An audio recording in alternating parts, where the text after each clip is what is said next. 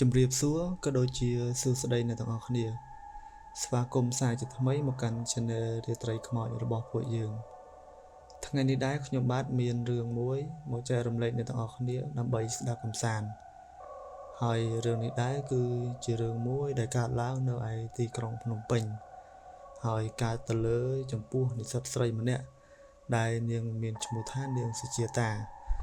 នាងបានប្រាប់ admin ថាបើចង់ប្រាប់ឈ្មោះនាងក៏ប្រាប់ទៅព្រោះថានាងសុជាតាហ្នឹងគឺមិនមែនមានតែនាងមួយទេកុំឲ្យខាតពេលវេលាយូរចូលមកដល់សាច់រឿងយើងទាំងអស់គ្នា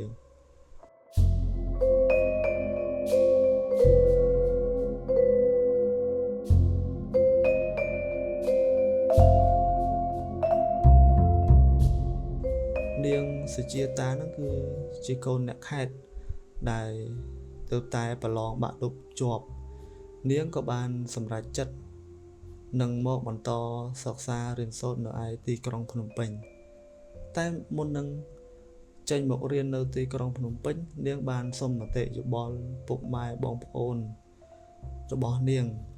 ម្ដាយរបស់នាងនោះគ្រាន់តែឮថានាងសុំមករៀនទីក្រុងភ្នំពេញហេតុតែស្រឡាញ់កូនពេកក៏មិនចង់ឲ្យកូននឹងឃ្លាតឆ្ងាយពីគ្រួសារហើយណាមួយនឹងនាងគឺជាកូនស្រីផងដែរក៏មិនចង់ឲ្យនាងនឹងមកបន្តសិក្សារៀនសូត្រនៅឯទីក្រុងភ្នំពេញទេតែឪពុកបងប្អូននាងវិញមិនគិតថានៅឆ្ងាយផ្ទះឬក៏ខ្លួនជាស្រីអីទេចង់តែឲ្យនាងនឹងមកបន្តសិក្សារៀនសូត្រពីព្រោះគ្រួសាររបស់នាងនឹងគឺមិនមានអ្នកណារៀនសូត្របានខ្ពស់ដូចនាងទេយ៉ាងច្រើននឹងគឺត្រឹមថ្នាក់ទី7ហើយនឹងត្រឹមថ្នាក់ទី10អីចឹងទៅចឹងហើយបានជាបងប្អូនឪពុករបស់នាងនឹងគឺចង់ឲ្យនាងបន្តសិក្សារៀនសូត្រនៅឯទីក្រុងភ្នំពេញតាមការលើកឡើងរបស់នាងបានបញ្យលម្ដាយរបស់នាងបើម្ដាយមិនឲ្យកូនទៅរៀនសូត្របន្តទេគឺស្ដាយចំណេះដឹងណាស់ដែលខំរៀនតាំងពីតូចមករហូតបានជាប់បាក់ឌុបនេះឯងណាមួយនៅឯទីក្រុងភ្នំពេញនោះគឺសម្បូរសាលារៀននិងសម្បូរកន្លែងធ្វើការណាស់ហើយនាងក៏បានប្រាប់ម្ដាយរបស់នាងថាគឺមិនបាច់បារម្ភនាងទេលុះនាងបានបញ្យលម្ដាយរបស់នាងរួចហើយម្ដាយនាងក៏បែរកំណត់ចង់ឲ្យកូននឹងមករៀននៅឯទីក្រុងភ្នំពេញពេលវេលាក៏បានមកដល់នាងក៏បានរៀបចំអីវ៉ាន់សម្រាប់មករស់នៅឯទីក្រុងភ្នំពេញគឺដើម្បីតែបន្តការសិក្សារៀនសូត្ររបស់នាងនឹងឯងនាងរៀបចំអីវ៉ាន់រួចឪពុកម្ដាយបងប្អូននាងនឹងក៏បានជូននាងមកឯបេនឡានទីរួមខេត្តដើម្បី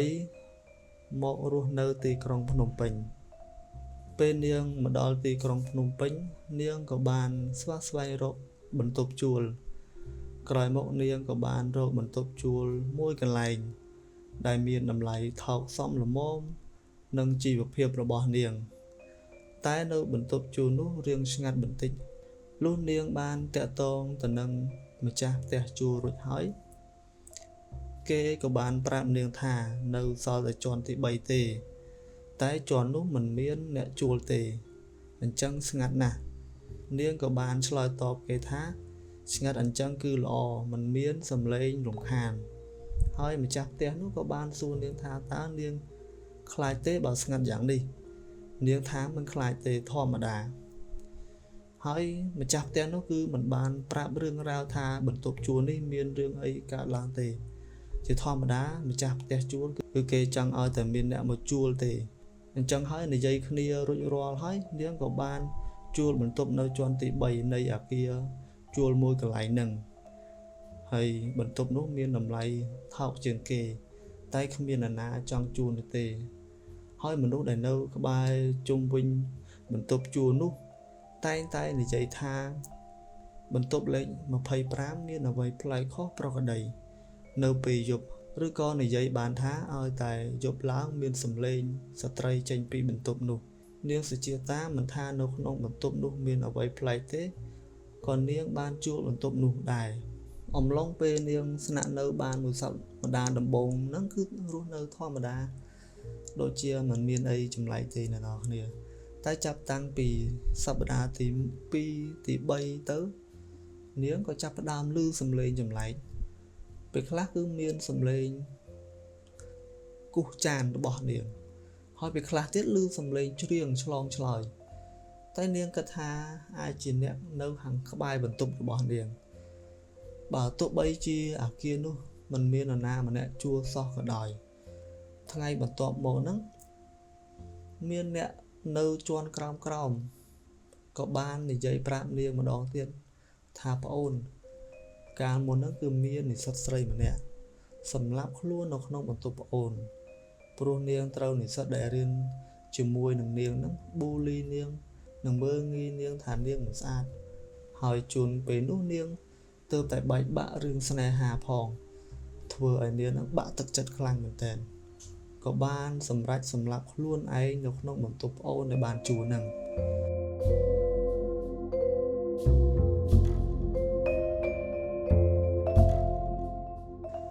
នាងសុជាតាបានដឹងរឿងរ៉ាវនេះហើយតែនាងមិនសូវខ្លាចសោះព្រោះនាងមិនសូវជឿលើរឿងខ្មោចហើយណាមួយហ្នឹងគឺនាងមិនដែលត្រូវខ្មោចលងទេ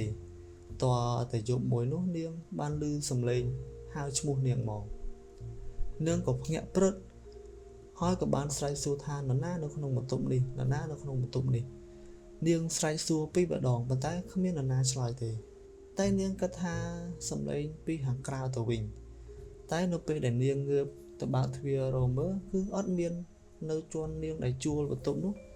គឺស្ងាត់ឆឹងអត់មាននរណាម្នាក់ក្រៅពីនាងទេស្រាប់តែនាងចូលក្នុងបន្ទប់វិញឃើញខ្មោចនោះនៅនឹងមុខនាងមកកំពុងគូសចានយឺតហើយមុខខ្មោចនោះភ្នែកវាឡើងប៉ុណ្ណាណីហើយមុខសិតតែឈាមដង្កូវ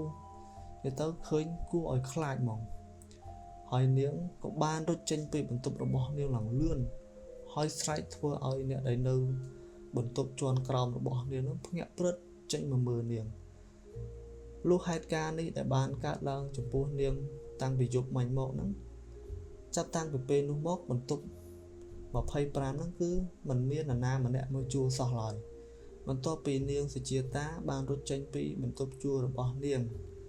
ហើយនាងក៏បានផ្លាស់ប្ដូរទៅនៅបន្ទប់ជួលថ្មីមួយទៀតប៉ុន្តែរឿងរ៉ាវដែលកើតទៅលើចំពោះនាងហ្នឹងគឺហាក់បីដូចជាមិនតាណាសោះគឺនៅក្នុងខួរក្បាលរបស់នាងរហូតនាងព្យាយាមបំភ្លេចរឿងរ៉ាវដែលកន្លងទៅតែនាងមិនអាចបំភ្លេចបានឡើយហើយពេលខ្លះហ្នឹងគឺនាងគេងមិនលក់រហូតពេលខ្លះហ្នឹងនាងសុបិនឃើញទៅទៀតហើយនាងក៏បានប្រាប់ថានាងសុបិនឃើញខ្លួននាងហ្នឹងគឺនៅក្នុងបន្ទប់ជួល25នឹងវិញហើយមានមនុស្សស្រីម្នាក់ហ្នឹងគឺជាខ្មោចនឹងឯងបាននិយាយរឿងរ៉ាវហេតុការណ៍ដែលនាងបានស្លាប់ប្រាប់ទៅនាងសុជាតាថា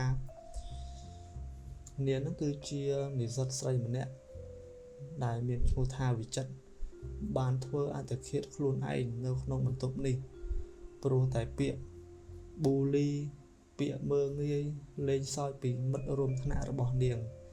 ហើយទើបធ្វើឲ្យនាងហ្នឹងកើតនៅជំងឺសម្ពាធផ្លូវចិត្តរហូតដល់ធ្វើឲ្យនាងហ្នឹងគឺធ្វើអត្តឃាតខ្លួនឯងហើយថ្ងៃបន្ទាប់មកហ្នឹងគឺនាងបានទៅវត្តរៀងរាល់ថ្ងៃសិលដើម្បីឧទ្ទិសកុសលនឹងជូនទៅដល់ខ្មោចម្នាក់នឹងដោយសារហេតុតែនិស័យជាមួយនឹងនាងហើយណាមួយហ្នឹងគឺនាងគួរឲ្យអាណិតហើយនាងជាតាបានទៅវត្តរៀងរាល់ថ្ងៃយូរទៅហ្នឹងគឺនាងមិនដែលយល់សពឃើញហើយរឿងរ៉ាវហ្នឹងគឺជាធម្មតាទៅហើយអញ្ចឹងហើយបានថាពាក្យប៊ូលីពាក្យមើងងាយពេកជ្រាយរបស់អ្នកទាំងអស់គ្នាចំពោះបុគ្គលម្នាក់គឺធ្វើឲ្យបុគ្គលម្នាក់ហ្នឹងគឺកើតនៅសម្ពាធផ្លូវចិត្តកើតនៅវិបត្តិផ្លូវចិត្តពេលខ្លះយើងគិតថាការលេងសើចបន្តិចបន្តួចហ្នឹងគឺមិនអីតែចំពោះអាបុគ្គលដែលត្រូវគេលេងសើចដែលត្រូវគេប៊ូលីជារៀងរាល់ថ្ងៃនេះយូរទៅគ្នានឹងមានសម្ពាធផ្លូវចិត្តរហូតដល់ធ្វើអត្តឃាតខ្លួនឯងដូចនៅក្នុងរឿងនេះជាដើមហើយករណីនេះគឺមិនមែនមានតែគាត់មួយទេគឺមានច្រើនណាស់ យើងសពថ្ងៃមើលតែព័ត៌មាននោះគឺដឹងហើយដូចថ្ងៃមុនអញ្ចឹងគឺมันមានករណីក្មេងប្រុសសិស្សសាលាក្មេងស្រីសិស្សសាលាទៅលោតទឹកនៅឯស្ពានជួយយវ៉ាអានេះហើយគឺដោយសារពាក្យស្ដីបន្ទោសពីឪពុកម្ដាយពាក្យមើងងាយពីមិត្តគ្នាឯងយូរទៅគ្នាណាគឺរងនៅសម្ពាធផ្លូវចិត្តរហូតដល់លោតទឹកសម្រាប់ខ្លួនអញ្ចឹងហើយគឺពេលខ្លះយើងមិនគួរណាលេងសើចជ្រុលហួសហេតុពេកទេព្រោះថាផ្លូវចិត្តនេះគឺយើងមើលមិនឃើញទេពេលខ្លះយើងលេងសើចទៅឃើញគេសើចសប្បាយប៉ុន្តែគ្នាណាផ្លូវចិត្តគឺពិបាកណាស់អញ្ចឹងហើយគឺរឿងរបស់យើងគឺមានតែប៉ុណ្ណេះទេដែល admin ចង់មកចែករំលែកអ្នកទាំងអស់គ្នាដើម្បីស្ដាប់កំសាន្ត